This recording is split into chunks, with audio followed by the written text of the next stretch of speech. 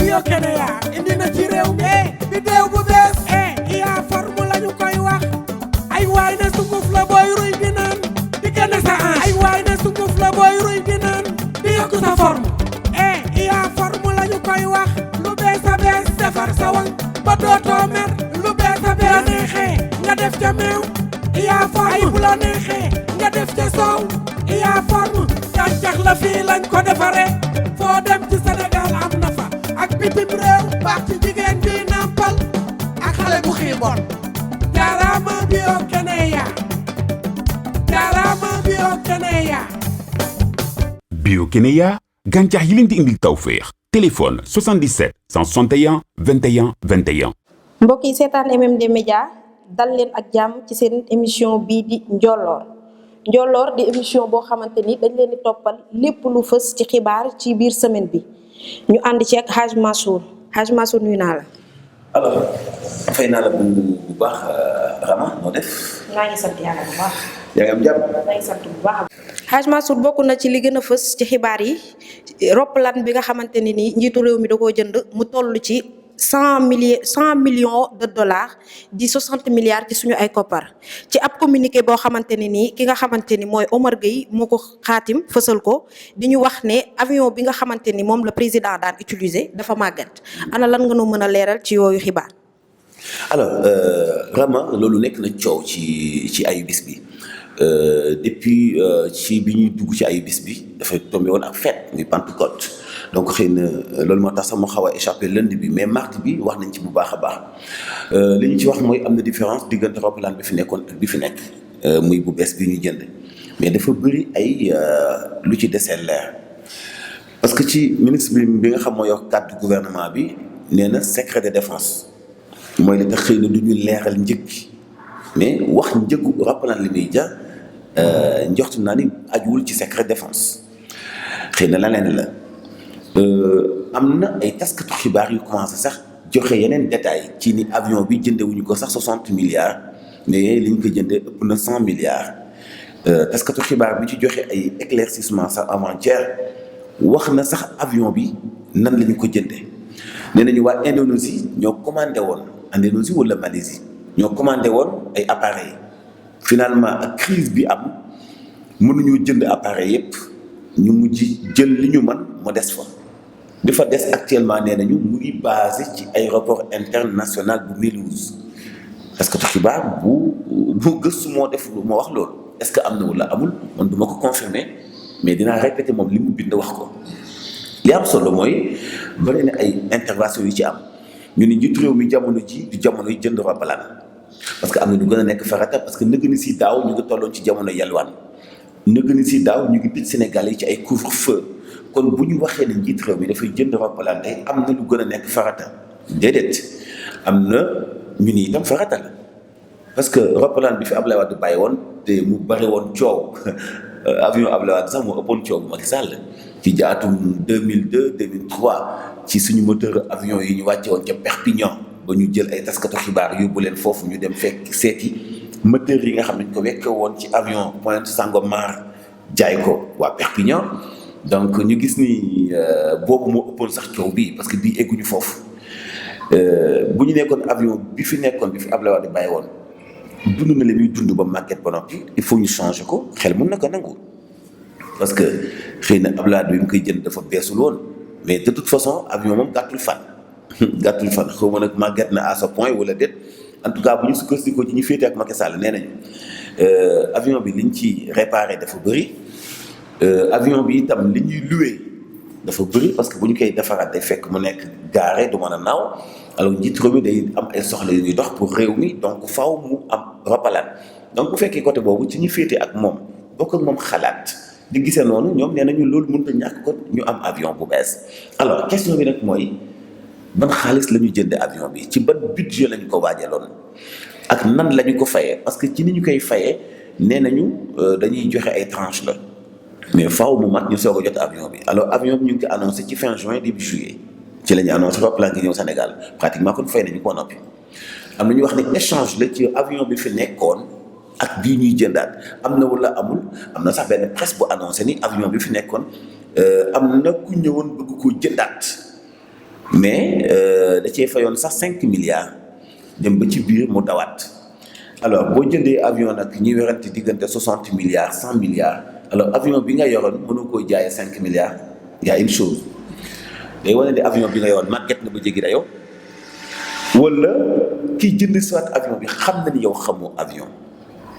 donc ay questions yu bëri def ci samp mais de toute façon bu fekkee dafay menacer sécurité njiit réew mi jënd avion lu mënta ñàkk la mais nag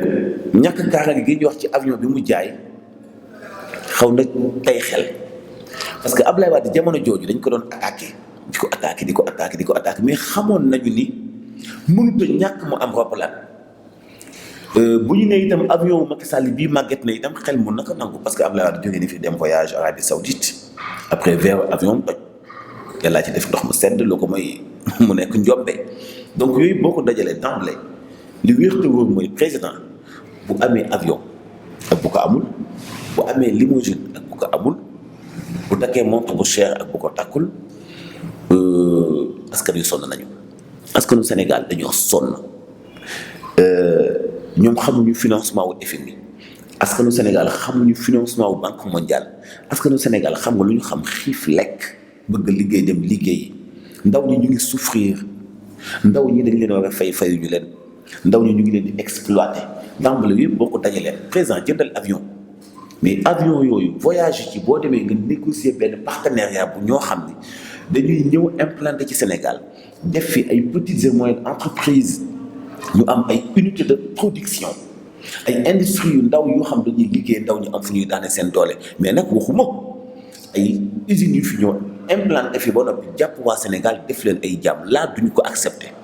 donc ci point boobu Rama loolu moo ci nekk lu ma xalaat tàmbale ci façon bi ko presse bi relaté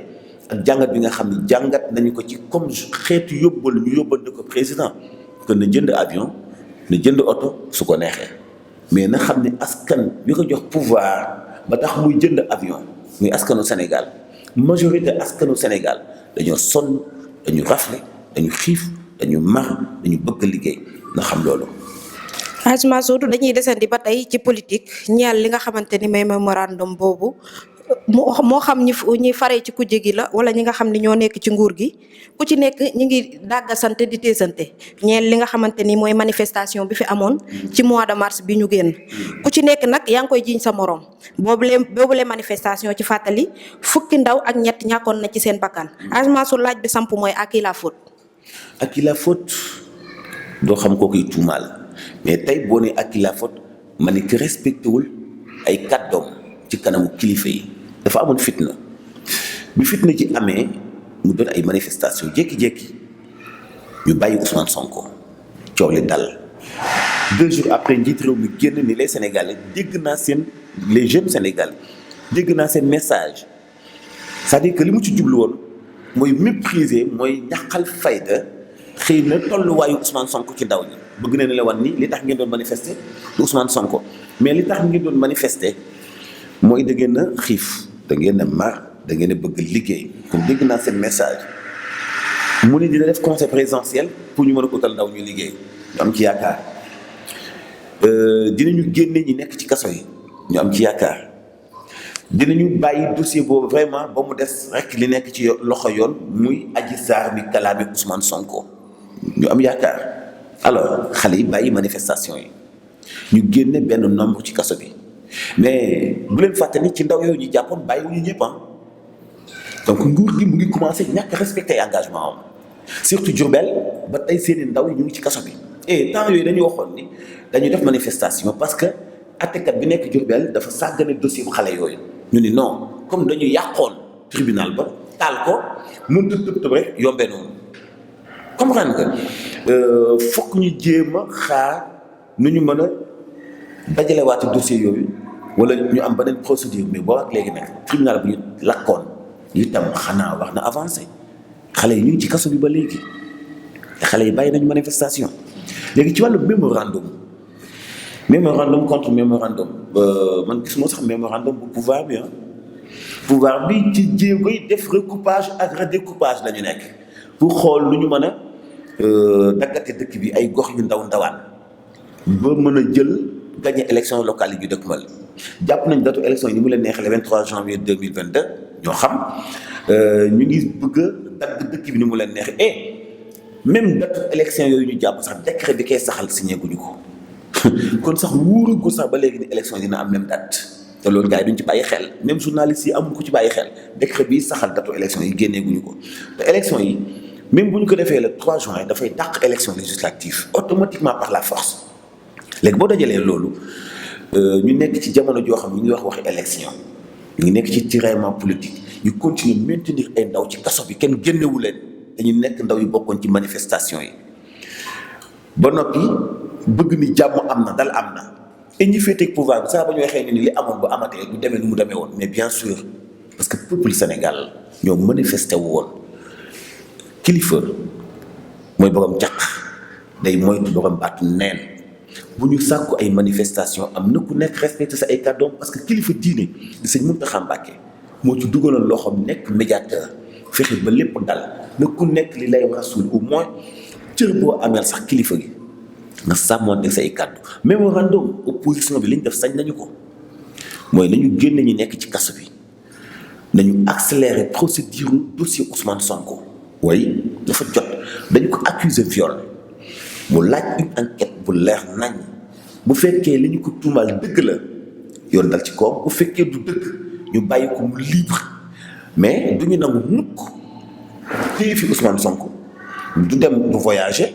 du bokk ci élection mënut a génn Sénégal loolu amul kenn kuy nangu ñu koy def sa leader donc opposition bi li ñu wax ci seen mémorandum am na fu ñu ko teg kon ci ñoom la des gouvernement bi situation fi mu toll bu calmé ñoom la bu calméwul ñoom la nañu jël seen responsabilité génne xale yi nekk ci kaso bi benn ñaare bi des ñu accélérer dossier Ousmane Sonko ñetteel bi des ñu wax nit ñi lu leer ci élection locale yi ñu dëgmal ñu gaaw dëkk yi ñuy tàggatee seen délocalisation yooyu xawma redécoupage ak découpage yooyu ñu jeexal ko kenn ku nekk xam fan nga jëm sa faanu loolu dafay continuer di am ay perturbations nekkuñ ci jamono tiraillement jamono yi ku nekk dem ci sa base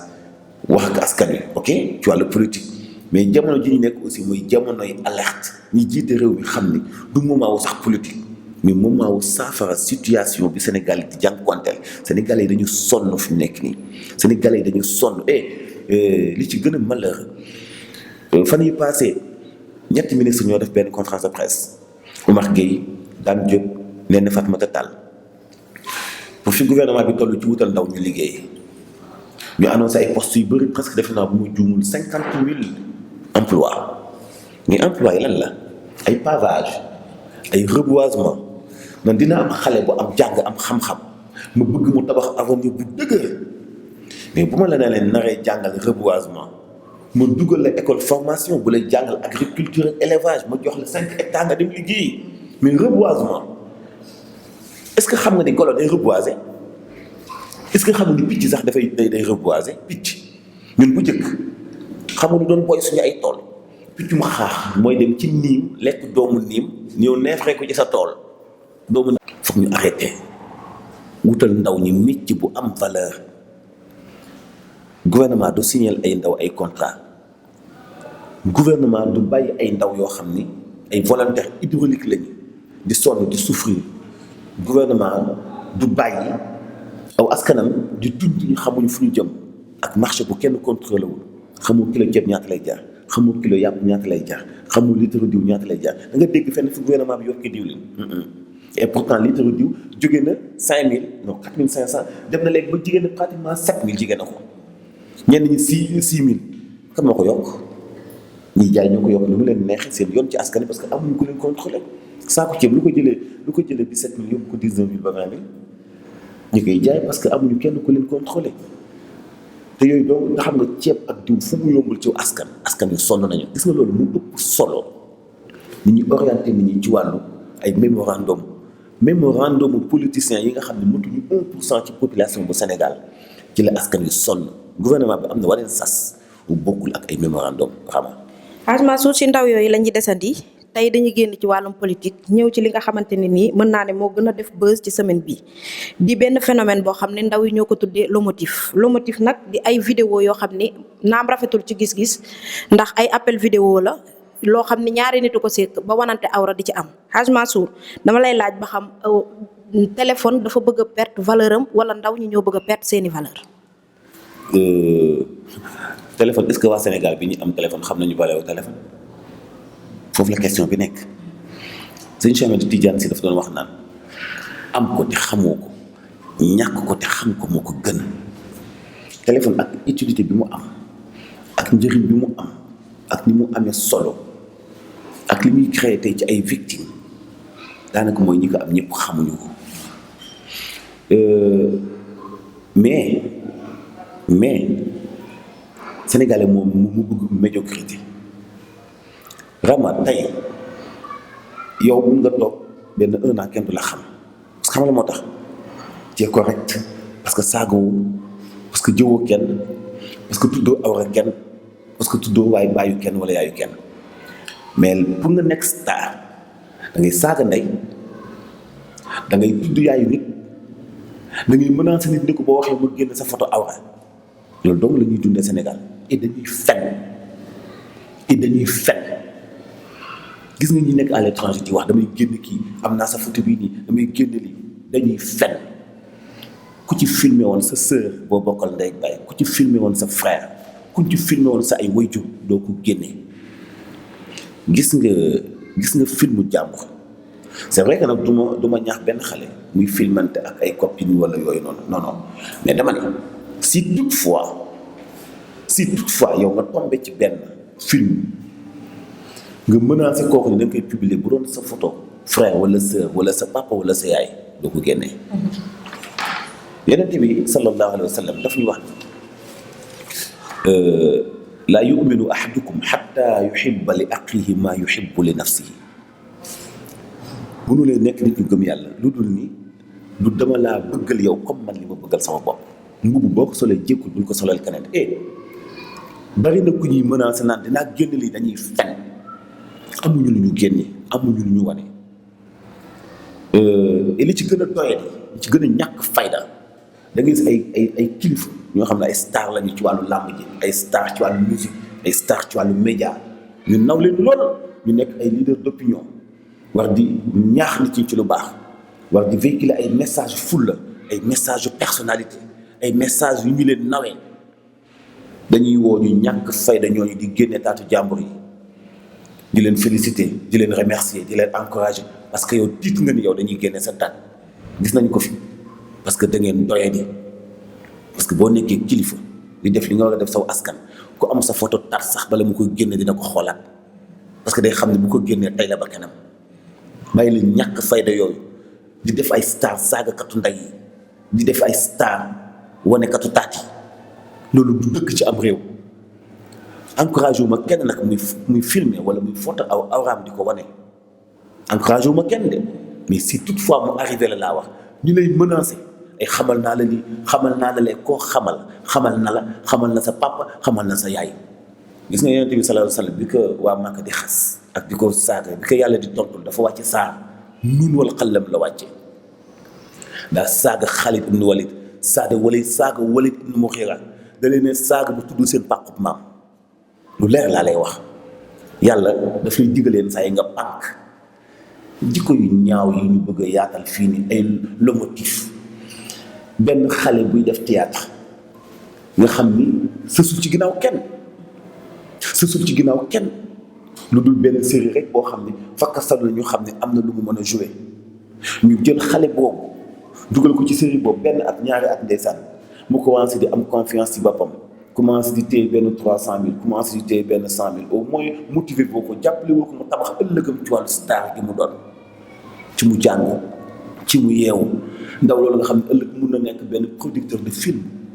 ndaw loolu nga xam ne ëllëg mun na nekk benn cinéaste boo yooyu ay ñoom buy dudd ak yooyu noonu lu ñu mën a nekkul ëllëg dafa am ay xale lañ toll ci jàng soo ko am téléphone bu ñu fakkastaloo yow nga nekk benn balle buy de bu ñu xamul fu ñu jógee menacé leen jël seen sexe naan ki exposé c'est que boo yooyu bu ñu tiit boo nekkee xale ñu menacé la ci affaire ay sexe bul tiit xoolal góor nga am nga sexe dañu koy wane dañu ko génne xamul la moo bon góor gu juutu góor gu nekk góor jigéen ñaari jigéen yi sëy mais góor nga ñu naan da ngaa baax le nit di la ko menacé yow nañ ko waneel laa lay wax waneel jamono ji xam nga la moo jafe nekk góor pire moo jafe dañ ñàkk fayda xale yooyu noonu bu ñu jumee seen ay téléphone doo leen woo conseillé leen xelal leen yow tey boo jëlee sexe ngóor xaw ma duudu génne ko ci sa chaîne YouTube ça sert à quoi lan lay jëriñ lan moo tax Sénégal bëgg médiocrité jàpp ay nit yu bon def leen ay star ñuy saaga nit ñi ndey yow foo mës a gisee yow nga bëgg ay vues bëgg 1 million de personnes seetaan la amul benn compétence amul benn idée amul benn fikra amul benn xalaat loolu saaga ndey da ngay saaga ndey da ngay saaga ndey da ngay saaga ndey saaga ndey saaga ndey ba ñaq imagine yow nit ku ñu war a xool war ngay saaga ndey ba ñaq ñu ni kooku war na nekk benn menace ci benn nit booy man li may xelal ñoom booy duud mooy xoolal ñoom booy ki leen di menacer pour génne seen ay sexe ñoom nañu photo seen ay sexe envoyé ko kooku pour kooku xam ne booy ay góor lañ non dañ ñàkk fay de quoi Sénégal lu dul noonu quoi. leer na mbokk yi en tout cas li ci mën a jàpp mooy jikko yaa ngi yàqu te du loolu la ñu xamee beneenu xibaar ñeewal deewu ki nga xamante ni mooy Papa Dia bi yaakaar naa Hadj Massou dégg nga ko ci biir semaine bi boobule xale ay atam tollu ci fukki at ak juróom-ñett ki ko faat di Alassane Sy moom it ay atam toll ci 20 ak juróom-ñaar kooku de Alassane Sy di ab raxaskatu oto donte faat gi mu ko faat ci ak ñàkk a tayeef la yoon daf ko teg loxo tegu ko loxo moom kese dafa koo teg loxo ak ki nga xamante ne ni moom boobile arme ndax Hadj kooku nga xamante ni moom arme bi dañu xamal ci ay xibaar ne ñu amul woon autorisation de port d'arme Hadj Massour ndax nit ku amul autorisation de port d'arme war na doxantoo arme ba loolu jooyi jëyee di ci am. kenn du défendre lu légalul kenn du ci far nit mais bu ñu gaaw a incriminer nit ci ñi dafa nekk ci illégalité parce que ñi nekk ci illégalité dañoo bëri parce que nit est naturellement comme ça alkamaalu lillahi waxda yàlla dong moo mat kenn matul yàlla dong moo mat ñoom ñett ñëpp ay victimes lañ ñoom ñett ñëpp ay victimes lañ gis nga ki ñu rey moo ci gën a nekk victime moom dafa dee rey famille vraiment dañ ko tooñ du début à la fin mais bëri na parce que âge bi mu am ak seede yi mu am ginnaawam doy na sëkk comme ndam deuxième personne bi muy ki ko rey dafa nekk victime parce que jubluwu ci woon rey ko parce que xamul woon danger bi mu yor tey lay soog a xam gravité ak diisaayu bakkan ci bopp xam ko woon donc victime la ci ñàkk a xam mooy li ma doon sànq ci xale yi doon génne seen ay sexe ci ay téléphone ak yooyu noonu ñàkk xam la ay victime lañ da nga leen di laaye biir kii victime la tey ci ñàkk xam gi mu ñàkk xam donte lépp moo ko sabab parce que kenn joxu ko pistolet kenn tiré loowu ko et dafa jëkk tiré bala tàkkul donc moom mooy responsable lépp donte victime la nag ñetteel bi mu ci gën a dee ñetteel bi histoire boo ko xoolee man bi ma gëstoo papaam taximan la woon bi mu demee ba nekk mag papaam gën a màgget mu ñafe ba am oto di ci daw di yóbbu ay client ay BD ak ay client ci dëkk bi mu nekk jàmbaar ci course am yooyu muy def guddi la ko ay agresseur dogaale woon bëgg koo gaañ benn xaalis bu mu dajale woon ci la dem jëndi ngànnaay xëy na sax xamul woon ni am na procédure bu ma war a jaar pour am autorisation du port d'arme et wala mënoon na sax am beneen arme boo xam ne du laaj sax autorisation te du rey nit te mun na ko fekk mais xëy na yooyu yëpp amul ouverture bu ko permettre dégg na pistolet mu dem jënd pistolet amul autorisation donc victime la ci ay agresseur seen njabootam yëpp ay victime lañ parce que gisatuñu keneen ku leen di dimbali tey te faaw mu taxaw ci kanam yoon te dañu jëfandikoo ngànnaayam ba noppi moom mu loolu ci nekk ci victime léegi dàmb la ñoom ñëpp ay victime lañ metti na mais ki dee moo gën a perte lu compliqué la mais li may wax Sénégal yi toujours li lay war a suul ci suñuy ay xalaat nañuy jéem a positif yi tuuti bu fekkee nattu dal na ci nit ki surtout sénégalais bi lam naa xam nga tey vraiment man bu ñu ma dénkee benn budget boo xam ne mat na 50 millions ay sénégalais moom ko bëri na lu may def kenn du ma ko pardonné mais bu fekkee dénk ñu la dara nga nekk simple sénégalais xëy di taaba di wuti dépense mun nañu woyofal tuuti ni ñuy jàngatee sa dossier parce que duñu bokk benn position duñu bokk ni ñuy raisonner duñu bokk mentalité duñu bokk ni ñuy doxale donc justice da leen a yamale ñoom ñëpp loolu moo tax ñoom ñëpp ma ne ay victimes lañu ci seen bopp ay victimes lañu ci société bi ba tax na ñuy commenter ku ñu teg toor mun nañu juum ki nga xam dañu ko agressé woon muy dawaat ko agressé ba tax mu uti ngànnaay bu sañoon pistolet boobu du rey kenn kii lavé oto di fo bu xamoon danger bi ne ci pistolet mën a perte donc li ci solo si mooy ñu nangul leen ñoom ñëpp ay victimes lañ mais après nag l'islam ak loi li ñu wax mooy nit ki bu tooñee nañ ko àtte selon ni mu tooñee moo xam mu juum parce que àtte ku juum am na àtte tayeef am na àtte càggante am na donc ñun ñëpp ku nekk sa wàll def ci am borom arme bi xëy na càggante am na ci parce que même bu ma lay laabiloo même bu may bouger mënu am temps bu yàgg bu sama bët di échappé ci yow ba nga xam di nga jël arme di ko fawee di ko utiliser nangam mais est-ce que booy bi laabi sax boobu mooy premier jour sax ma gis arme bi loolu question la est-ce que mooy premier jour ma gis arme bi li ci des mooy moom mi nga xam ni moo reyaate seen waa famille ay famille am dee nañ parce que ñoom amul dara luñ mën a expliquer amul luñ mën a expliquer ñaamle boo ko dajalee kenn ku ne da ngay taxawaayam tey bu doon yaa taxawaay borom oto bi la moo lay arrivé tey bu doon yaa taxawaay ki juum ba góomaate nan ngay def bu dee yaa taxawaay ki ñu rey rakkam wala jaxbaatam nan ngay def donc nga xam ñett yëpp dafa metti ba tax na foog ñu xaw ko relativiser li ci des ñu bàyyi ko ak yoon def liggéeyam. amatina solo Hadj Mansour fii la ñuy yemandi ak yéen ci seen émission bi nga xamante ne nii mooy Njolloor Hadj Mansour sant nañ la gërëm nañ la. merci vraiment ñu ngi lay sant bu baax donc occasion la rek ci ñu fàttali mbokk yi ànd ak MMD Média ni ci innovation yi ci xalaat yu bees yi genre round-up la nga xam ne chaque semaine daañu àndandoo ak yow commenter li nga xam moo nekkoon ay actualité joxe ci suñu xalaat comme niñ ci mën a joxe xalaatu kaneen parce que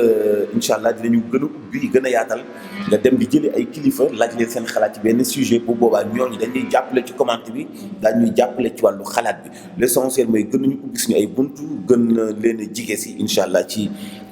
jàngandoo li nga xam mooy actualité maa ngi lay sant bu baax ci àndandoo bi incha allah xam naa ni moom yeneen yi di ñëw mooy gën a neex. waaw comme ni ko Hadj Mansour waxee yeneen yi di ñëw mooy gën a neex xaar leen ñu ci MMD Média abonné leen bës cloche bi ndax ngeen am suñu ay notification dinañ leen indil yeneen émission yu dàq yi comme ni ko Hadj waxee ubbi nañ seen ay buntu gën leen a jege merci beaucoup di leen jox dig daje beneen laaj. indi na ci réew mi bidéew bu bees yaa forme lañu koy wax ay waay na sunguf la booy ruy di naan di gën sa ay waay na sunguf la booy ruy di naan di yokk sa forme yaa forme lañu koy wax lu bees a bees defar sa wang ba dootoo mer lu bees a bees la neexee nga def ca meew